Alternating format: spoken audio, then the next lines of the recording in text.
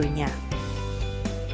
Selanjutnya, setelah teman-teman mendapat informasi terkait dengan perkembangan yang mulai dari PC, mainframe gitu ya, sampai dengan ke cloud computing, di sini ada hukum-hukum yang berlaku untuk sebuah terkait dengan infrastruktur teknologi. Dimulai dari hukum Moore atau dan microprocessing power gitu ya. Jadi di sini di tahun 65, Gordon Moore atau direktur dari R&D atau Research and Development di sini mengenalkan ada istilah yang namanya microprocessor chip yang dikenalkan dalam bentuk chip, dan tentunya dia memiliki biaya produksi yang kecil, sehingga di sini dikatakan oleh Moore bahwa ternyata prosesor ini mengalami perubahan berlipat ganda di setiap tahunnya. Jadi ada 3 bagian dari pernyataan hukum Moore tersebut. Yang pertama, power microprocessor itu akan bertambah 2 kali lipat di setiap 18 bulan.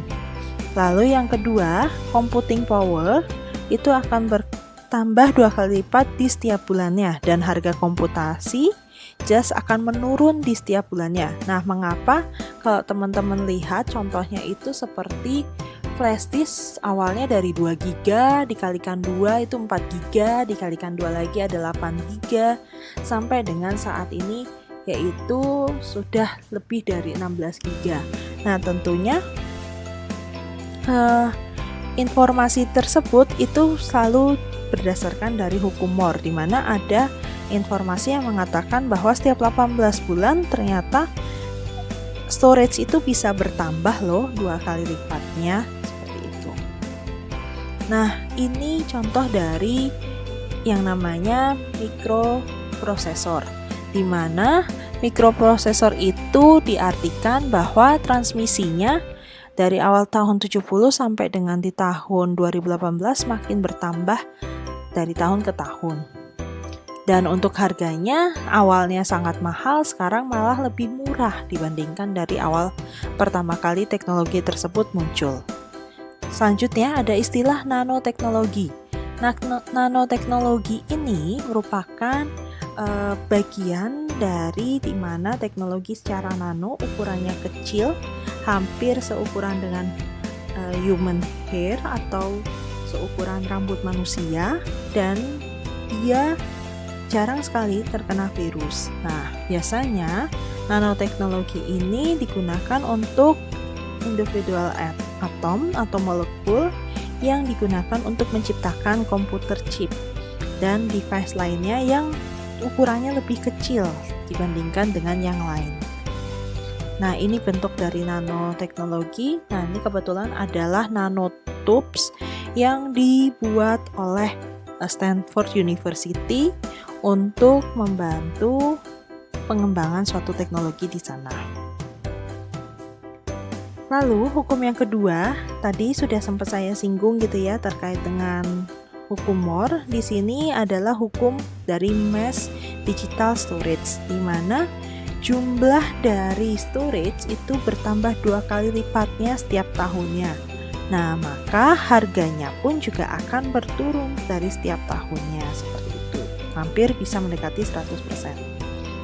Nah, ini untuk bagian komunikasi cost. Jadi kalau dulu harga internet itu sangat mahal, sekarang harga internet malah tidak sampai ada harganya, atau dengan kata lain teman-teman mudah sekali mengakses internet itu atau jaringan internet dengan mengandalkan sinyal wifi, atau dengan kata lain harganya hampir tidak ada atau dikatakan Rp0. Selanjutnya adalah standar dan network effect, di mana standar dan network effect ini merupakan teknologi standar yang secara spesifikasi menyeimbangkan kemampuan suatu produk dan mampu mengkomunikasikannya dalam bentuk jaringan. Dan ini akan lebih murah dibandingkan kalau punya beberapa standar. Jadi tanpa adanya satu standar ini di dalam sebuah jaringan, maka akan lebih mahal harganya.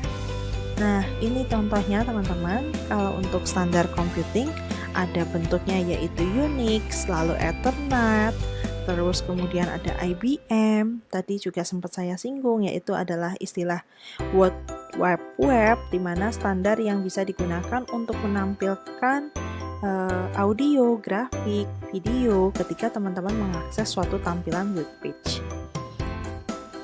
Lalu selanjutnya kita masuk ke bagian yang kedua dari komponen IT infrastruktur.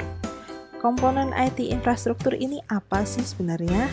Jadi komponen infrastruktur TI itu dimulai dari cara bacanya gitu ya. Infrastruktur ini secara ekosistem ada mulai dari komputer, terus OS, enterprise, lalu networking, konsultan, data manajemen, dan internet. Saya akan bahas satu persatu. Di sini contohnya komputer hardware platform.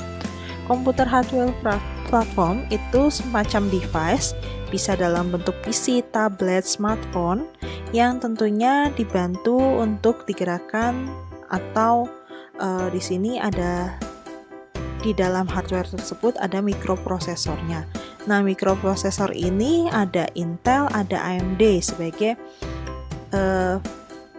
penyedia prosesor gitu ya. Tetapi di sisi lain di tahun selanjutnya Apple juga mengeluarkan untuk bagian komputer platform lainnya, ada bentuknya yaitu iPad, iPhone, iPod.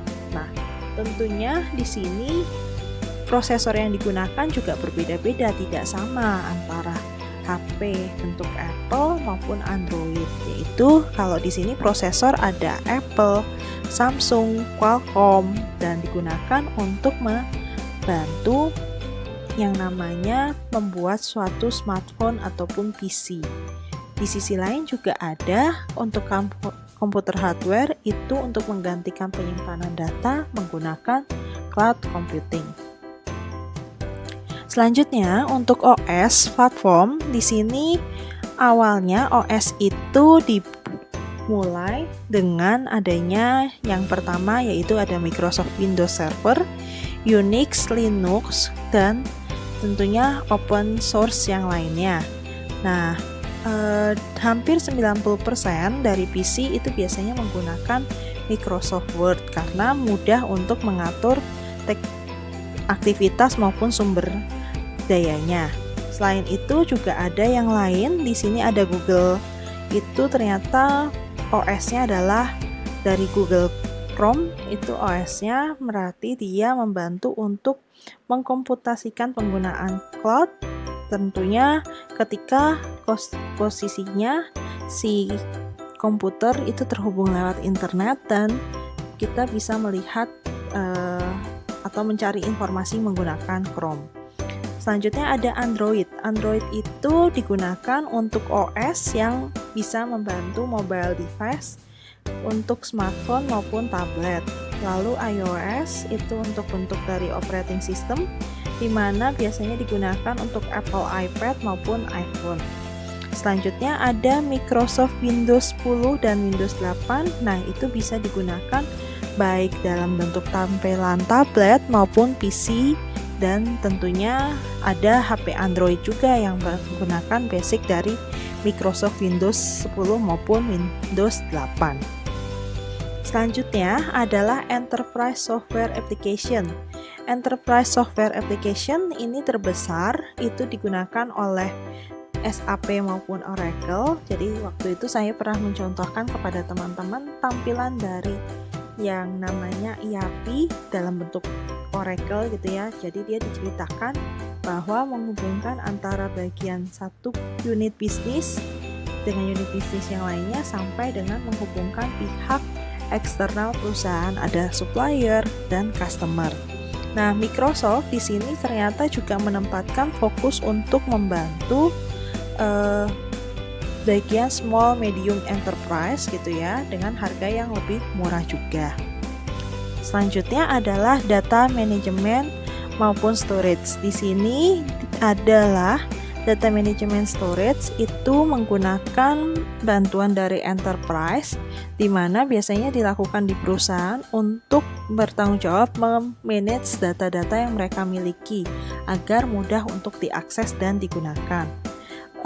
Untuk promotor atau leading dari database software provider itu ada IBM, ada Oracle, Microsoft, dan SAP itu sendiri. Selanjutnya untuk networking, di sini platformnya adalah pertama yaitu Windows Server yang paling sering digunakan untuk membantu yang namanya menggerakkan suatu operating system, dan dia menggunakan basic yaitu LAN atau Local Area Network. Nah, sebagian besar untuk di perusahaan itu biasanya menggunakan Unix. Mengapa Unix? Karena bisa lebih mudah untuk dikustomisasi. Di sisi lain juga ada Local Area Network itu menggunakan yang namanya TCP atau IP address untuk protokol di dalam jaringannya. Selanjutnya adalah Internet Platform.